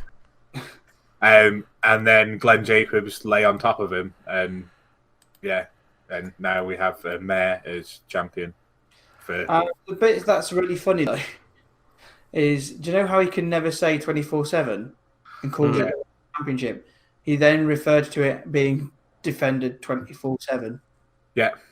Which was weird. R-Truth being R-Truth. Yes. But then later in the night, R-Truth got it back after apparently hitching a ride on the top of his car. Yeah, because that's fine. Yeah. The driver didn't notice. Yeah, it's all fine. We regularly have people travelling on the top of a limo between a stadium and a hotel. It happens all the time. Yes. So then we moved on to Mysterio versus Cesaro. I genuinely thought at this point, because we'd already seen The Fiend and he said he's going to go and make some more friends, I genuinely thought because we didn't have the announcement of who he's facing, I genuinely thought at some point The Fiend was going to destroy Rey Mysterio. It didn't happen because it was Cesaro and Rey Mysterio. And Cesaro came down to the ring and proved why he'll never be in the main event picture, because as much as he's the best, one of the best wrestlers there, his promo that he cut walking down to the ring was fucking abysmal. He also wasn't dressed for wrestling, apparently. Yet he still had finger tape on. I mean, he was dressed as Steve Blackman, wasn't he? I mean, the best thing about all of that was Rey Mysterio running at Cesaro right at the beginning of the match, and Cesaro just uppercut him straight away, and Rey just went flying. It was a good match. It's just I'll never see Cesaro as a main eventer because he can't talk, and that's Can't, what. can't beat a good Rey Mysterio Canadian Destroyer for the win. You love to see it. The Alexa Bliss and Nikki Cross versus Bayley and Sasha Banks. I didn't really pay attention to this. I'm going to apologise now. So could someone interject and tell the listeners what happened? Couple of spots that have been outed on Twitter that we don't need to talk about, but people are claiming that one of the 4 wrestlers is unsafe. Is it Sasha again by any chance? Yeah, so The one that people made her cry in the Chronicle, which I haven't seen, but I've heard about. Well, It's quite good. Bliss did a rolling senton off the ring apron. Bayley caught her and was standing next to Sasha Banks, who stepped out of the way but left her arm out as to say, "Look, I'm trying to catch you," but didn't take any part of the bump at all and just fell over. And then there was another bit where she tried to hit Alexa Bliss whilst Bliss was calling for a tag, missed Bliss, turned around and then kicked her into the ring post. Oh, I saw that. That was rough. What, there was like a gut kick, wasn't it? And she went flying into the ring post. She went over to do a punch, botched and completely missed, so Bliss just had to kind of lean back out of the way. And as Bliss pulled herself back up, Sasha Banks just turned around and backwards kicked her as hard as she could in the stomach and knocked Bliss into the ring post. And that, you could tell that hurt, because her face, she just went, oh! She wasn't ready for it at all. No, it was a nasty one. Yeah, I think bad blood between those two. Yeah, I mean, onto the Chronicle thing very quickly. I have seen it. It's. I find it very interesting because it's very rare that WWE allow wrestlers to talk about their struggles on the road and the mental draining that it has on some wrestlers and how some people need a break. And that's basically what Sasha did, because she needed a break, and she addressed the Ryan Satin, what was fucking Satine rumours, Satine thing, and he just they actually gave him they addressed all that in a sense that she just basically dismissed all of it. It was complete nonsense. I didn't do any of that. I needed a break, and I took a break. I wasn't happy with how I was. I was numb during my WrestleMania match. I felt that I wasn't happy with how I was going on. I needed a break, and I took a break, and I'm ready to come back. And that was needed. And she was saying that it was ever since the Paige injury, which basically ended her career. Because I saw that bit. Was where everything started going wrong for Sasha internally. I mean, you think about it. I mean, you spiked her. It was a complete and utter mistake. Paige wasn't ready for a double knee in the back, and she whiplashed, and then ongoing neck injuries meant that she had some severe numbness and couldn't get up in the ring, and that's basically what ended Paige's career. But Sasha did that. Regardless whether it was an accident or not, Sasha did it. And this is what, so I spoke to the guys about the stuff that's going on Twitter. So Nia Jax retweeted a tweet that said Sasha, and then quotation marks, I felt really guilty about ending Paige's career. And then underneath it was also Sasha, and then the video of her kicking Alexa Bliss into the corner post for no reason. And Nia Jax retweeted that, and that's kind of what kicked off all this Twitter stuff between the three of them. Nia Jax loves getting involved when it's about unsafe people, isn't it? Yeah, I mean, it's pot and kettle, isn't it? Indeed. Yeah, it was an all right match, nothing special. Banks and Bayley won by submission. Next match, Lacey Evans versus Dana Brooke. I fast forwarded it, so I didn't watch it, so I can't comment. No one else has watched it, I assume? No. Chris? Who? Have you watched the Lacey Evans versus Dana Brooke match? No, I didn't. I know. I'm trying to find this Nia Jax stuff. Forgive me a second. Just go on Nia Jax's Twitter. I'm literally on there now. She's Third deleted retweeted tweet down. It was there 20 minutes ago. Third one's happy birthday to Flair's Nia, whoever that is. Sounds like she's been told to get rid of it. Anyway. Yeah, probably. Oh yeah. No, I found it. Yeah. Alright. Go on, as you were. Then we had Seth Rollins versus Robert Roode. So it was a standard end of the main event of the night match where not a lot really happens because it's a Raw show. Until we had interruptions with the OC to beat the Universal Champion because that caused a disqualification with Ziggles earlier, and therefore obviously the OC have to get involved because heel shenanigans work together. Then Kane arrived to clear the ring because obviously we knew he was there. And then the Fiend appeared behind Kane and choked him out. Yay. And then just stared and creepily made weird noises towards Seth Rollins in the corner, which, again, was phenomenal. And Seth shat his pants. Seth effectively did. In the corner. Yeah. But again, top quality. It's got the Fiend behind Kane while Kane's about to do his hands up, down for fire maneuver. But it wasn't going to work because there's no pyro. Yeah, we don't do pyro. But yeah, it was great to see the. Maybe that's what Bray was doing. Stop, mate. There's no pyro. You don't need to do that. Whoa. I hate to interrupt you, mate, but pyro, come on. And then Kane told him to fuck off, and he's like, "You fucking what, cunt?" I missed that bit. Sorry. Yeah, this apparently happened. Oh yeah, but so one thing. Are we a bit happier now that the Fiend's going to be involved in the Hell in the Cell and in the main event picture now? When someone. Because at the time I wasn't before when it was just rumours and they got confirmed, it was a bit, it's too soon. It's too I'm soon. still skeptical. And when it was kind of announced on Twitter and people were saying it's going to happen, they did it not long after his first debut match, I think. Yeah. And I kind of went, well, he's only just let him get out of this match first, guys. Come on. We still only had one match as a Fiend, hasn't he? Next week on Raw. He's done like dark matches Yeah. and shit like that. Yeah. But televised matches he has with someone. MSG a couple of Mondays back. But I was kind of like, nah, I don't think it should be. And then now I'm kind of like, well, it's against Seth Rollins. Killed Seth Rollins. Seth Rollins disappears for a bit. We don't have to see his Cross your fingers for forever, folks. Yes. And then we have the Fiend as a champion. And then someone tweeted after SmackDown, imagine that as the Survivor Series match. Or The Bray, Fiend versus Brock. Lesnar. Bray and Brock. Spoilers! Bearing in mind this releases on a Thursday evening, Friday morning. So, Spoilers! Like, I still think it's probably too early, and I would have waited. But I'm not as pissed off that it's happening now as I was when it was first announced. Yeah. I think they're still handling the Fiend really well.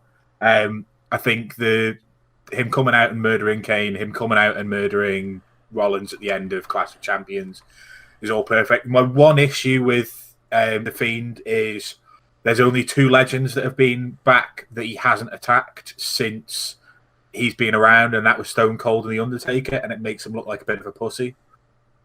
He should have gone after both of them, as far as I'm concerned. Fuck off. you do that, though, are you? Well, remember, He's gone after every single other legend that's been back, with the exception of Royal Reunion. Allow that to happen. well, with the impending draft coming up, there are going to be some TV personalities appearing from Fox and from USA Network as well. So maybe you'll see the Fiend attack someone there, and or even you're going to see Stone Cold turn up to do some drafting of his own. I don't fucking know. Some, He's still got a TV show to shield, hasn't he? So probably. exactly, Broken Skull IPA, whatever it is, and then all of a sudden the Fiend comes and fucks him.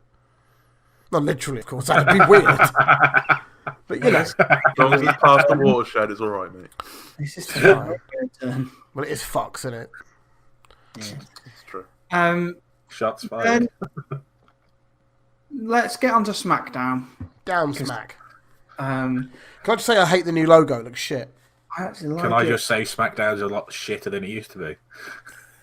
Oh, it has been. I'm going to argue massively against Chris. It reminds me of the SmackDown logo I haven't from seen back it, but I haven't seen it in the recently. day, and I like it. Fucking day. Back in my At day, the end of the day, an it's 11-year-old boy. at the end of the day, Chris, it's a fucking logo. Grandma, she ain't what she used to be. Yeah, etc. Yeah. The night started with the New Day against Okay. Randy.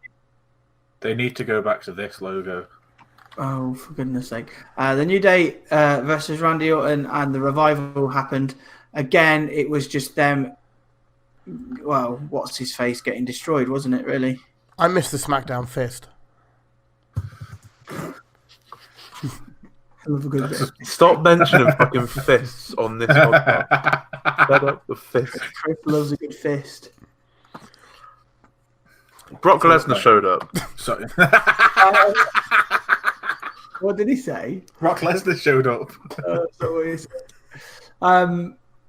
Yeah, so the New Day won a match Yeah. somehow. Who were they fighting? I can't even remember. Revival. FTR. Oh yeah, it was a 6-way, wasn't it? Because we had lots of Xavier Woods having his knee dismantled again. But then we had the ending where Kofi won with a Trouble in Paradise. Out of nowhere. Music. And I just shouted no. I didn't. Kofi is fucking boring as sin at this point. Like Somebody else other than Lesnar. I don't want to see it. It got a pop, but Lesnar was always going to come back, and it was going to be SmackDown because that was what the rumors were. yeah, like they need a big star. It's all they're supposed big to. star, Fox don't want sport entertainment. They want sport. And Ronda Rousey's too busy trying to make babies or getting her fingers cut off. Allegedly. So, no. Oh, what do you mean allegedly? No, she's put on her Instagram like making baby vacation. Yeah, but she did that after WrestleMania, and that's fucking 5 months ago. I don't know what's going on in their personal life, mate. Can confirm Travis has got slow swimmers. If he's got any at all. He's probably been kicked in the bollocks a few times. So. We should have won a cup then. Don't know if they're allowed to in UFC. Anyway, since starting the podcast, I've changed my tune on Brock Lesnar. Every time I see him, I think this guy should be champion. It's fucking incredible. I've completely changed my tune, and I was adamant that he should never be anywhere near wrestling long before the podcast started. But I've completely after WrestleMania and well, to be honest with you, since Seth won the Rumble, I've been all over the fact that actually Lesnar's a draw, and actually Lesnar's quite good in the ring. Because and I put this out on Twitter like 5 months ago or whatever. Your top champion shouldn't be on the show every week, because if he's on the show every week, it doesn't feel special. Kofi doesn't feel special anymore. No, because we see him every week. Special. Whereas when Brock Lesnar turns up, you know, okay, something's going down now. But, and it also elevates the WWE title to look as important as the Universal title if he's going for that, which they need to do because it's always been the B title because it hasn't main evented a pay-per-view since the pay-per-views have gone back to being dual branded. Yeah. And plus, if Brock's got a belt, the top belt, that gives an opportunity, whether booked right, for the mid-card belt to become main focus, if you will. Which then elevates that belt. Which then gets the title off Nakamura very quickly. Yeah, because a heel Miz as Intercontinental Champion is money. Do it. Money, money. Money! It wasn't Shane next. No, it was Eric Rowan had an interview I with love this. Michael Cole where he called him Mike. Eric Mike. on the mic. My God. Where was this Eric Rowan all this time ago? My God. I mean, have you ever seen him on the mic before this? Yes, it was shit. A long time ago. I'm sure he was on the Wyatt family. He was given like a few words here or there. Fair enough. I wasn't around for Wyatt family. I'd never seen him on the mic before, and the last month he's looked really good. Oh no! Tell her he was on the mic briefly during the John Cena Survivor Series thing, where it was Team Cena, which was him, Ziggler, Rowan, and a couple of others, and Harper and a few others on the other side. That was for the Authority, I think. That's a while ago, to be honest. It was not long after the Wyatt family split up and Harper got put on the authority side and Roman was the other. Anyway, but yeah, he was on the mic a bit and he was crap in that. But I'd love him. I think he's fantastic. Yeah, he got nothing bad to say about Rowan. Luke Harper coming back has saved that angle. Yes. It's giving it more depth, and Daniel Bryan. Oh, sorry, spoilers for later on. Daniel Bryan is very much back and in the frame in this as well. So you've now got looks like you're going to be able to face Daniel Bryan as well. Yeah, I mean, he came out and criticised the fans, didn't he? So maybe and then he got the shit kicked out of him. So it's safe to say he's a face now. Yeah. We had getting beaten up doesn't mean you're a face. Yeah, no, I don't think he's a face because we'll see. We'll see. You'll probably more than likely be a face, but getting beaten up doesn't necessarily mean you're a face. Yeah, especially when you've just called the fans cunts. He didn't. I mean, once it's past the watershed, it's all right. Are you paraphrasing now? It's literally what he said. They all cheered him, and he went, "What the fuck are you cunts talking about, you bastards?" Save the planet. I'll not you. They're not Devo. Oh man. Fucking what, mate? No, it's devil. No, but it's the precursor. It's the catalyst for him to turn face. Though, yeah, I mean, there's a possibility, but he needs to stop slagging the fans off. Because what it'll be is it'll be Harper and Rowan versus Roman and Daniel Bryan. That'll probably be next week on SmackDown, probably. And then Vince will go, do you know what? Roman and Daniel Bryan should be tag team champions. And there'll be team Big Yes. Team Big Yes. No, team comeback. Team Yes. Team Climate Dog. Team Big Climate. Captain Planet, Big Planet. Oh fuck it, I don't know. The Big Dog Climate Experience. That sounds like a 1970s prog rock band. But yeah, so that Eric Rowan interview, we then had a non-title match, Ali versus Shinsuke Nakamura, with more Sami Zayn chatting rubbish.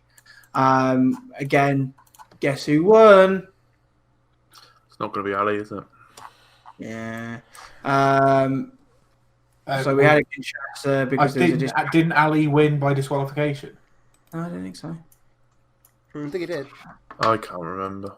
The distraction allowed Nakamura to attack from behind and lay out Ali with a Kinshasa. Right, okay, no. Championship and course of booze. I can't say the good thing, the only real good thing about Sami Zayn being there is he does the shouts Kinshasa rather than Corey Graves just having like a mild orgasm during it. Goes, Kinshasa. Corey Graves needs to fuck off at this point. Corey Graves' commentary the last month has been worse and worse and worse and worse and worse.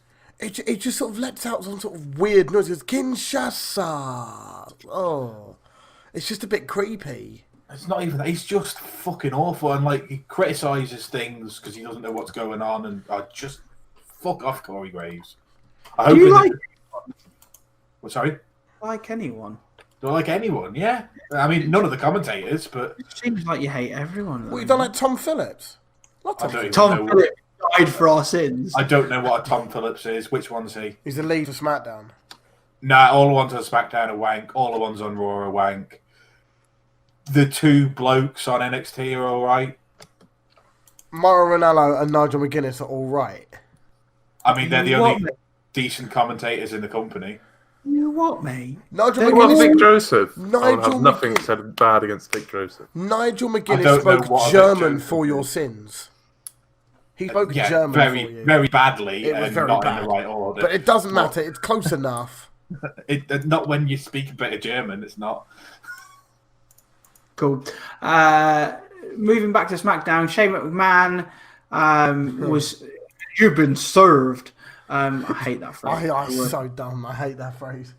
Yeah, but that's what they actually say in America. So do they actually say that? Yeah. When you are being, that's what the legal termination is. If somebody hands you papers, you have been served those papers, and you have to be told that you've been served the papers, because otherwise there's legal ramifications for not saying it. So if you're going through a divorce, or if you're going through any sort of legal thing where you're being sued or anything, you are served papers, and you are told you have been served papers. It's a cheesy thing they said in films.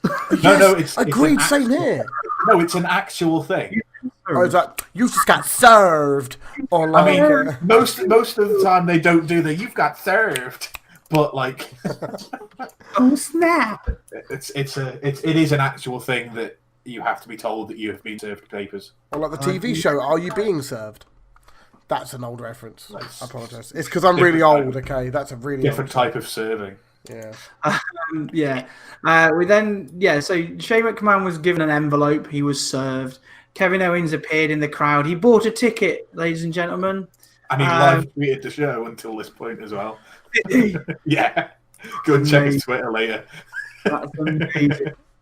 He then and you see him pop when the camera came on him and he went on the big screen. He popped like a fan as well. Is this when he was like, "Yeah, SmackDown"? Yeah. So then he was invited to the ring, although there was lots of security personnel, security people. They had a conversation. He said, "Look, you've not got a leg to stand on effectively.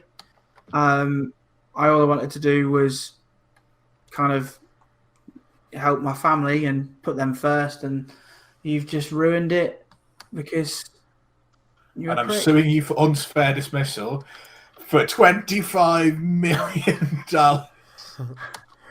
Biggest unfair.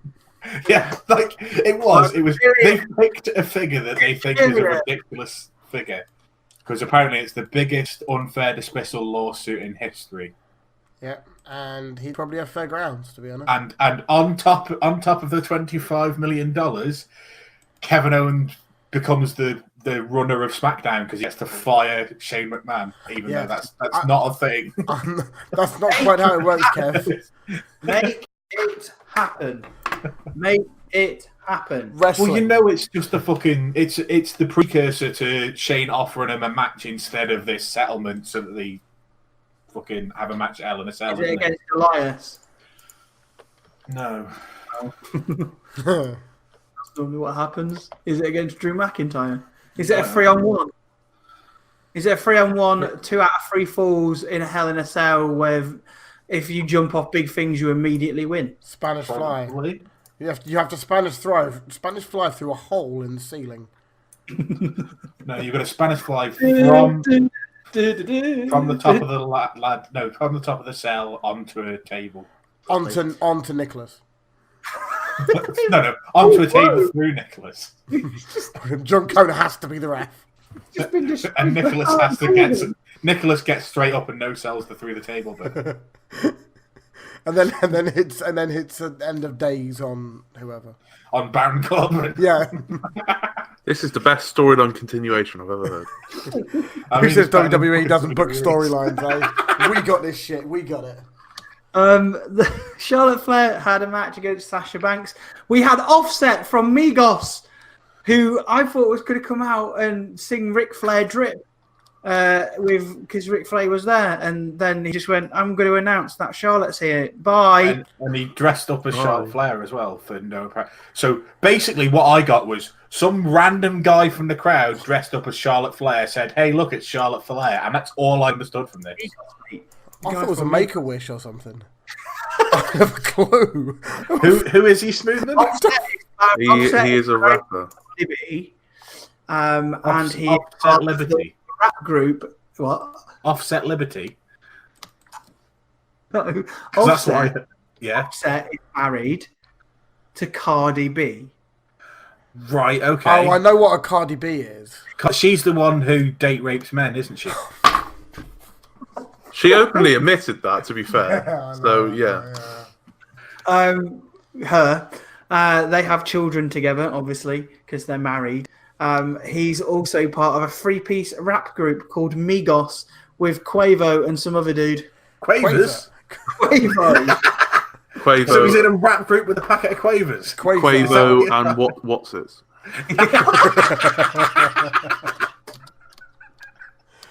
And they sang Ric Flair Drip, which Ric Flair played at his wedding. Ric Flair someone else, and it's a great tune if you haven't heard it. It is a banger. Is it a great tune? I will check it out and I'll review it for next week's podcast. It's pretty much just Ric Flair Drip go woo on a bitch. Oh my god, Bitch. you just said that. You know it's a good song. Oh, you just said that. 5-star women's promo. That's what the words of the song are. 5-star women's promo for Smoothman there. Anyway. I'm going to get a title shot soon. I'm going Oh, to this- Hell in a Cell.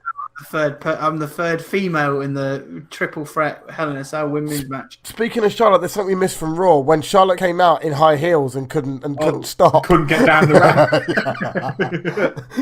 She was like, fuck. Big boot. And then has to do a big boot in high heels on a sloping surface. Yeah, she did it. She handled it pretty well, but it was Yeah, a bit but can you difficult. imagine if she'd have slipped and her foot had gone 6 inches to the right and Bailey now only had one eye? It'd be a Claymore kick. You should have done a Claymore, Claymore kick, simple. bro. I on Sasha. Drew comes out like, I mean, nice. Sasha Bailey, they're basically the same person at this point. Oh, you love it. Yeah, so Charlotte and Sasha had a match. Decent match as far as I saw. It was good until we had more shenanigans and Bailey got involved. And then to make the save, it wasn't Becky who's the other one involved in this storyline. Oh, yeah. It was Carmella. What? Why is Carmella coming out? She's not wrestled since she won the fucking Battle Royal at WrestleMania, basically. insert shocked person face gif here. Pikachu. Yeah, why was she? It's the one where he's like, "You what?" Yeah, it was. I think she described it as Why? well, I've been Charlotte's friend for years and I'd had enough. Like, But- well, What? Since when has she been Charlotte's friend? She's never been Charlotte's friend on telly. Like, Who are this you? is just absolute fucking horseshit. What was the was Becky on holiday and therefore couldn't do her bit, so they brought Carmella in? yeah, basically, that's probably what it was. Because Becky didn't She's- fancy working What? Tuesday. what? Like, I don't understand. I really don't understand. Don't work on Tuesday. Yeah. Yeah, that happened. It'd have made more sense to have Ember Moon come out, or Dana Brooke, or Casey Catanzaro. It wouldn't have made a fucking She difference. doesn't work at the company anymore. She does. She's not been fired or retired. Fires? She got fired because she's injured. You're injured? Fuck you. Now that's unfair dismissal. She got the CM Punk treatment. She wasn't getting Shut married. was she? yourself. Getting married, fired. Baron Corbin had his coronation, which then ended with all of his gear being destroyed. By Nicholas. No, but Chad well- Gable, Shorty G. It was Shorty G. Shorty G, Shorty G, Shorty G. I'm a big fan of this Chad stuff. I'm really enjoying Chad. Good old big Chad. Shorty G. He's big Chad for me now. You can be Shorty G to you. He's big Chad to me. I like Chad Big Dick Gable. Chad. Big Chad. Well, yeah, so Baron Corbin brought him out and then made a load of short person jokes. So Chad Gable destroyed all of his shit. Pretty standard stuff, really, isn't it? Tactics right there. I enjoyed it. Yeah. Heavy Machinery and the B team. Apparently, Otis doesn't want to wear a shirt anymore. Well, this is Go on. apparently because Vince McMahon saw him take the shoulders of his singlet down last week or the week before, and has told him that he's no longer allowed to wear a singlet because it made him laugh, and he wants to see his fat body. That's the reason. If I'm quite honest, so do I. So I don't mind. So that's the reason why he's now wearing trunks and not a singlet. I don't think Dave Mastiff will be wearing a singlet for much longer either, to be honest. Oh, I bet he's an airy boy. Oh no, I saw hair on Killian Dane that in places that shouldn't be hair. He's Hairy older boy. now. He is a fucking hairy boy. Anyway, yeah, I don't mind Otis just doing his. I mean, I'm fine with that. I mean, he's basically a walking meme, isn't he? But he's brilliant. He embraces the meme as well, and that's why he loves it. And Yeah. you could tell he's having the time of his fucking life as well. Yeah. I mean, I'm happy for them to just keep staying in the position they are, get a title shot every now and again. And yeah, Yeah. as long as they get TV time. Indeed. Cheers. Cheers. They won. Cheers. So, steaks and cheese. And then at the end where Daniel Bryan responded to Eric Rowan, and it just turned into absolute chaos. Tom Phillips died for our sins. I thought that was Greg Hamilton who died. It was Tom Phillips. Was it? Okay, sorry, Tom. But Pass yeah, on 69-69. How could you? lots of destroying of Roman and Daniel Bryan with You alright? like Smoothman died for us, didn't he? I Yeah. don't know. crucifix bomb through the table. Cheers. Deaded. And then Roman came to save the days. but then got destroyed and then as well. died. So NXT, the first live show on What a USA. show this was. I love the introduction to this. See, I'm going to stay quiet because I haven't seen any of this. Does one of us need to get Bleacher Report? I've got Bleacher Report open, so You can introduce all the segments and we'll I'll talk about introduce the segments and you tell them what happened because I haven't seen it. As long as you talk about Triple H's open segment, because I love this. Well, go on then because I didn't see it. It's just a monologue behind stage where you can just see his face. It's just half his black, you can see half his face, and he's talking about with the outsiders and just sort of building up what NXT is. He's Kevin Nash. Yes, yes. Clique and all that. No, it's he's sort of proper passionate promo about NXT, and then you see it cuts to VTs of all the wrestlers doing their moves and things like that, and then what did he say to that? I'll show you. Or come on, I'll show you. And then he just sort of backs away and he goes to black, and you can just see him walking out and into the crowd, or into the Titantron bit, and the crowd goes fucking ballistic. I didn't do it justice, but it was very good. It was very good. Yeah, it was a great way to open the show for the first time it's been on TV. Yeah. Second time, it was on Sci-Fi. Don't forget, never Was it? forget. When it was like, when it was like NXT, where it's like, this is a games show. We're gonna have Titus O'Neil carry barrels and shit. Badly. Very badly. Okay. The first match on my list here is Mia Yim, Candice LeRae, Io Shirai, and Bianca Belair for the number one contendership of the NXT Women's Championship. Very bold to go with the women's match first. But it was a risky. If you think about it, it's a bit of a risky move to have a fatal four-way, which has the potential to be a botch fest. It wasn't at all. It was a fantastic match. I just want to say Io is amazing, absolutely incredible. Go on, please continue. Really enjoyed this match. I'm really annoyed that Rhea Ripley wasn't in it, but I guess she got disqualified last week, so she couldn't be, even though the term. Yeah. Oh, did you see that she tweeted that she was robbed? I like that. Yeah. But I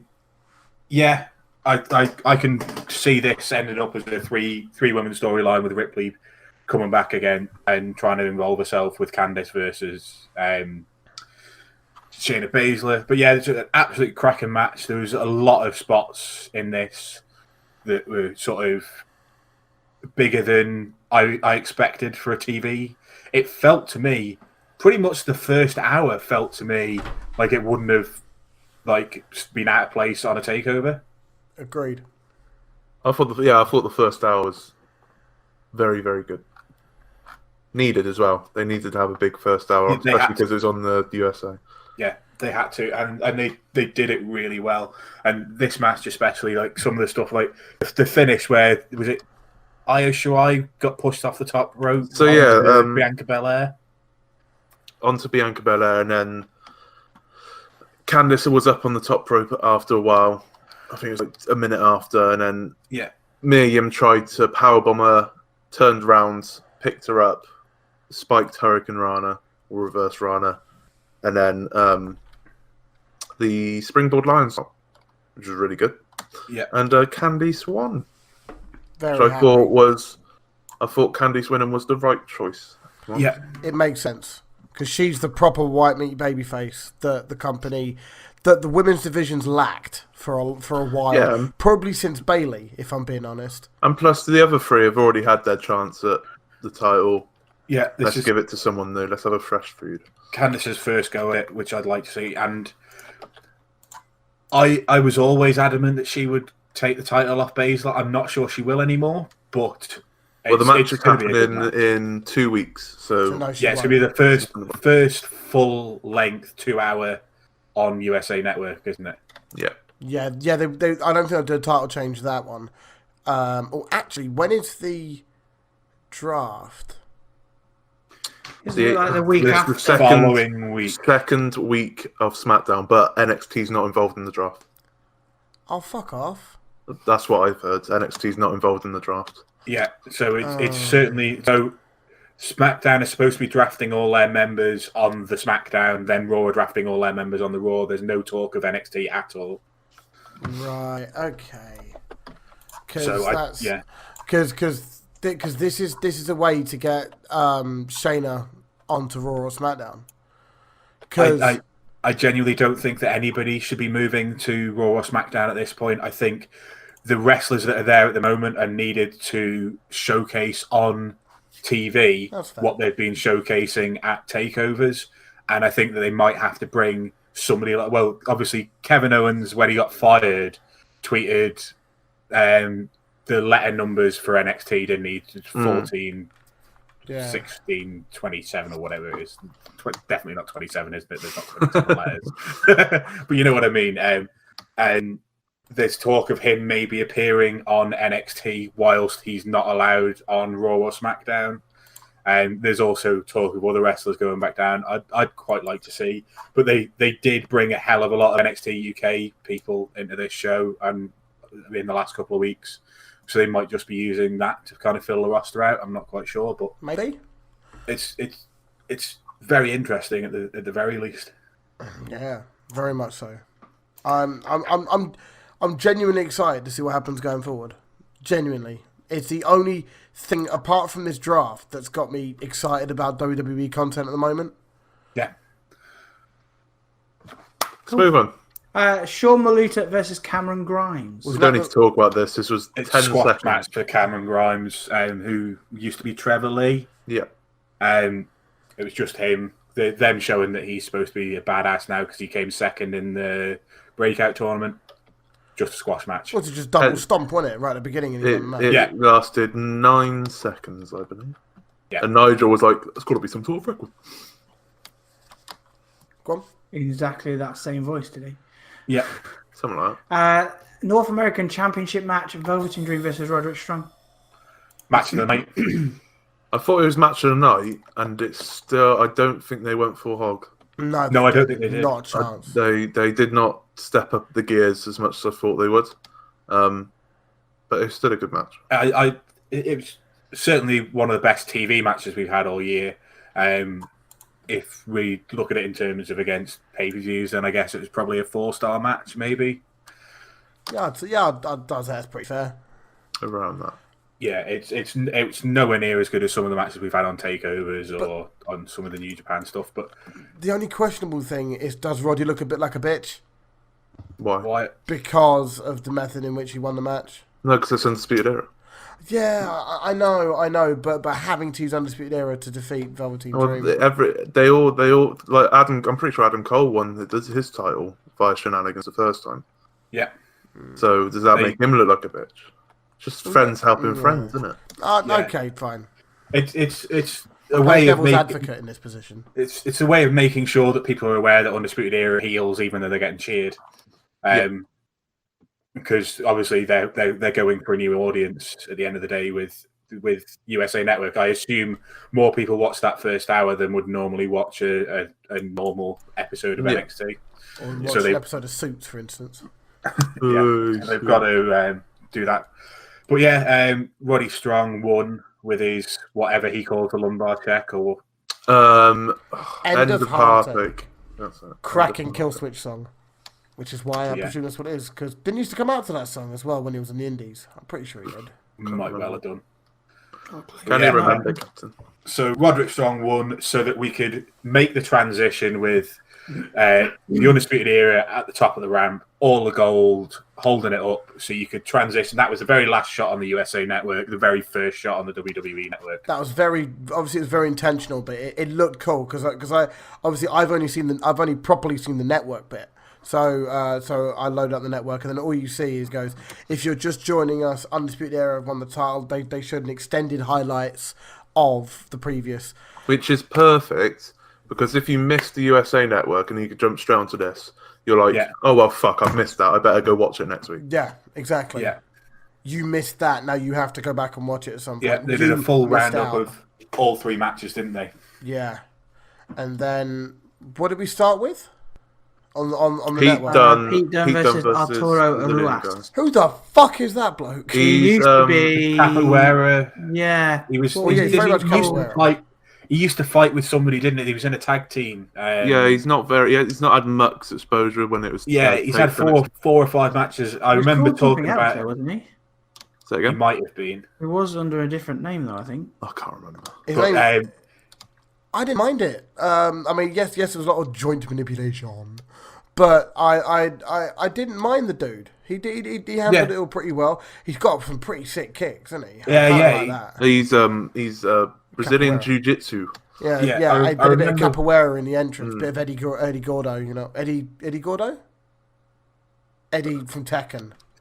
yeah. on it. Yes. Yeah, I know what you mean. Yeah, but he when he was in his tag team, I always said he was the one that looked like he could actually wrestle, and his mate was a bit. And to be fair to him, lanky fuck.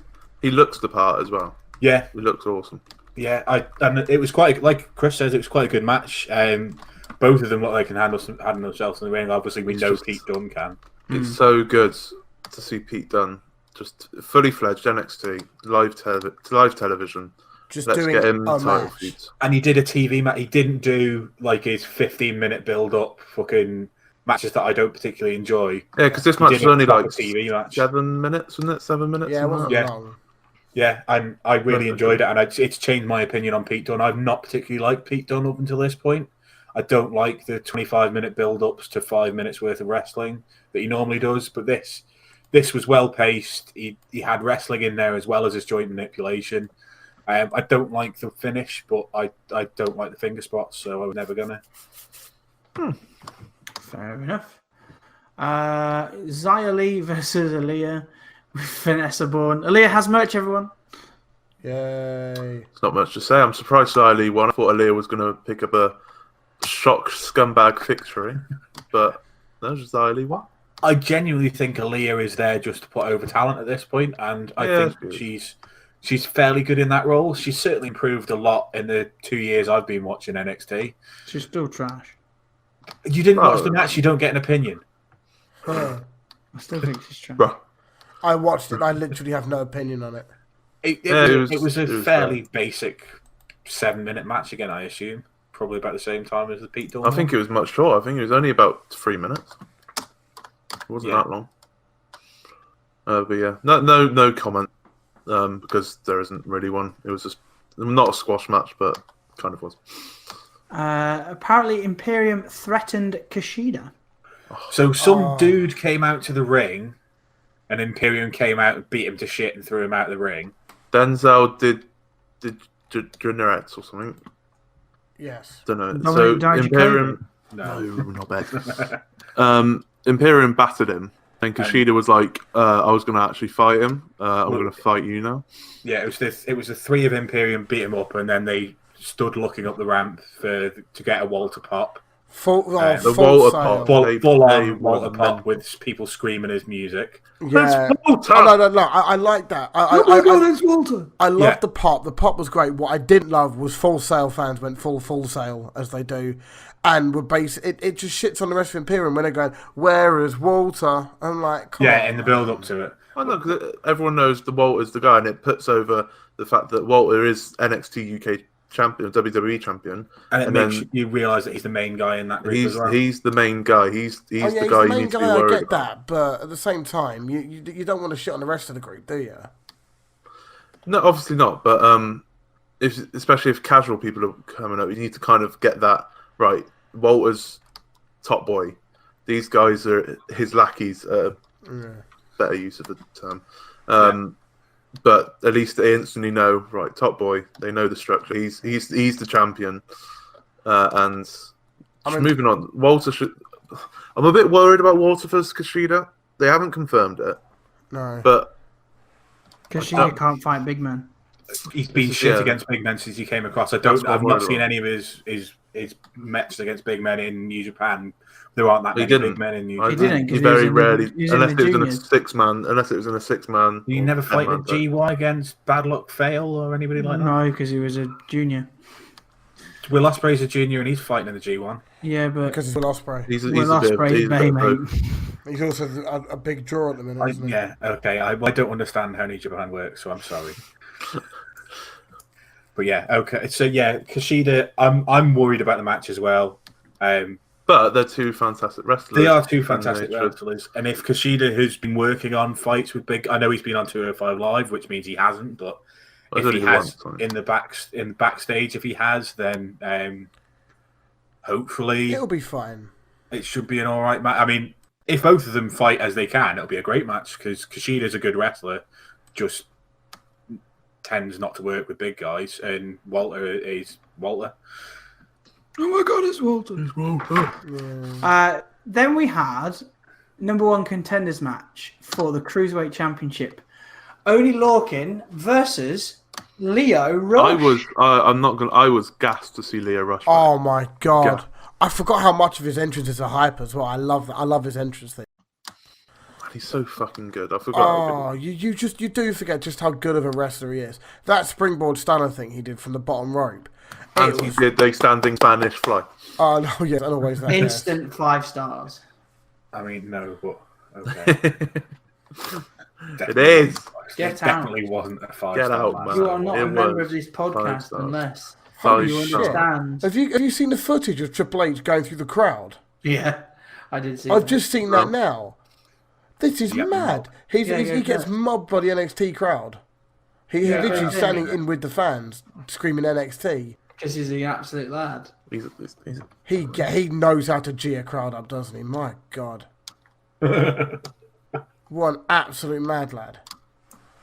But what was that? Was that the end of a match? Was that just the end of the street That's at the fight? end of the show because he did I think it was an exclusive where he was on the stage and he was just talking about this is us, we built this, not just me, not just the wrestlers, you guys.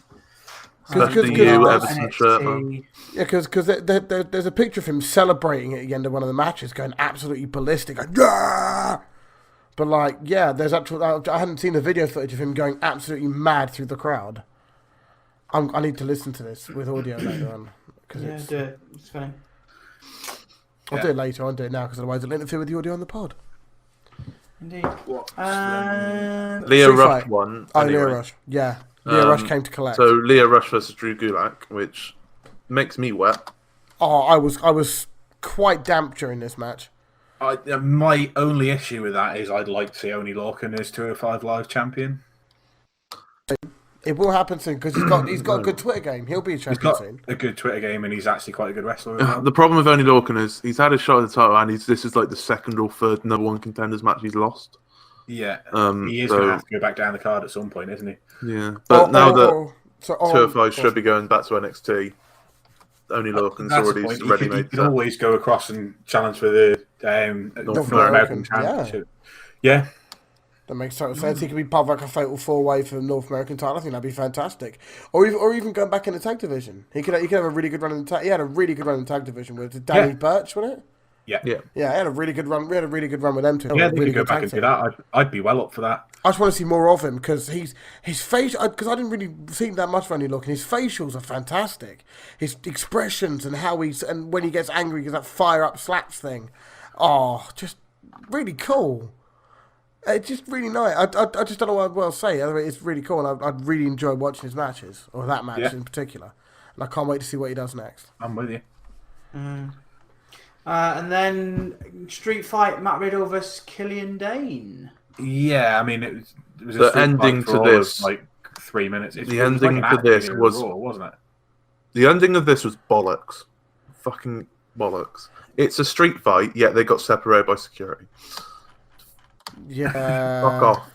Yeah, so they battle to the back, and then we get another "Oh my God, it's Walter" pop because Walter gets involved, and then the rest of Imperium get involved, and then the Street Profits and Forgotten Sons. Forgotten Sons get involved, and then just the entire locker room gets involved, Yep. and they manage to battle back from outside in the parking lot back into the ring, and then there's just Matt Riddle and Killian Dane in the ring, so the match can continue, but then security pulls them apart for no reason. No, I have idea. nothing else to say. I don't know why. It wasn't I think- really a match as such. It was just let's have a massive brawl at the end of the show. Yeah, That'll get everyone pumped. It was just to showcase carnage because they needed to end the show on a cliffhanger. because that sort of tries to draw more people for next week's show. And then what people are seeing, they're blown away, going, "What the hell have I just seen? I need to go and buy the network and also go and watch it next week on USA as well."